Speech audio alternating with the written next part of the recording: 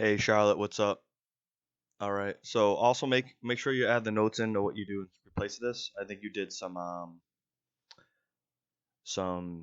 45-degree back extensions. So just make those notes in there. So you didn't pause, definitely could have gone heavier. Okay. So the first thing I want you to do, let's see, is before you start, you see how your knees are unlocked? I need you to lock out your knees. Weight's kind of already shifting forward. So lock out the knees, shift the weight back towards the heel. Okay. And then first movement should be hips back and driving the knees out. All right. This squat was extremely high. All right.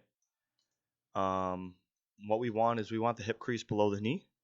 So you need to go down about an additional foot. So I'm not so concerned about the weight right now. I'm more concerned about doing it right.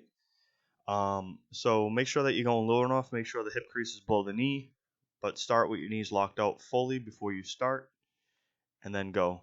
Remember too, like you could always dump the weight.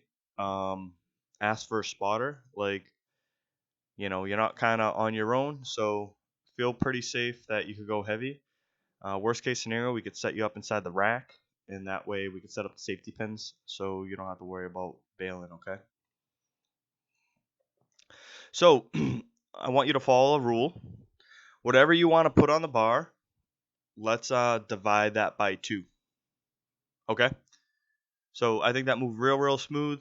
5 pound jump. I think that might have been just a bit too heavy. All right, now I'll show you kind of what was going on here. So as you start the press, your hand starts to roll a bit.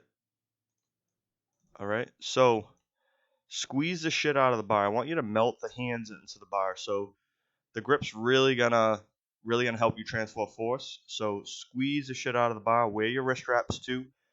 The other component too. Remember, we need to get the chest high before you start. So look at the chest position here, and notice how high it gets as you're coming down.